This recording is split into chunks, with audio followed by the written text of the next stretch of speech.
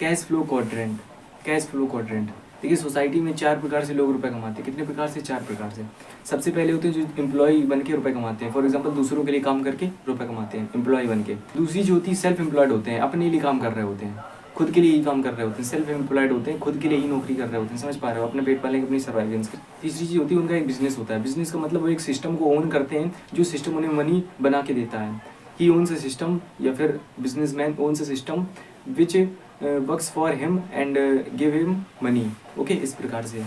सो 3 प्रकार के हो गए। चौथा ये होता है कि भाई वो इन्वेस्टमेंट कर देते हैं। फॉर एग्जांपल मतलब यहाँ पर क्या होता है कि आपका मनी आपके लिए काम करता है। आपका मनी फॉर एग्जांपल आपने किसी कंपनी में इन्वेस्ट कर दिया, अपनी हिस्सेदारी ले लिया, वो कंपनी बड़ी हो रही है तो आपकी हिस्सेदारी बड़ी हो रही है, इस प्रकार से। तो वहाँ पर मनी ही वर्क कर रहा है। क्या? मनी वर्क कर रहा है।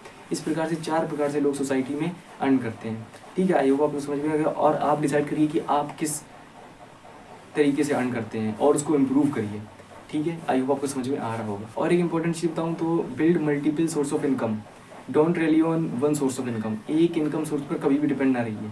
ध्यान रखिए, एक इनकम सोर्स पर कभी भी डिपेंड नहीं रहना है। हमेशा मल्टीपल सोर्सेज बना लेने अपने इनकम के।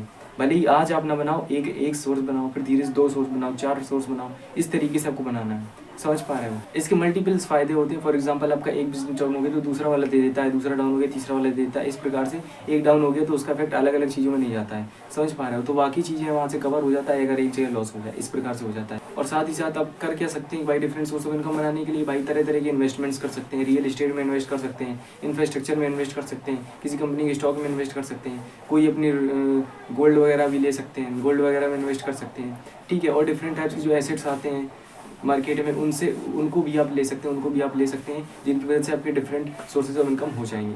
आई होप आपको समझ में आ रहा होगा।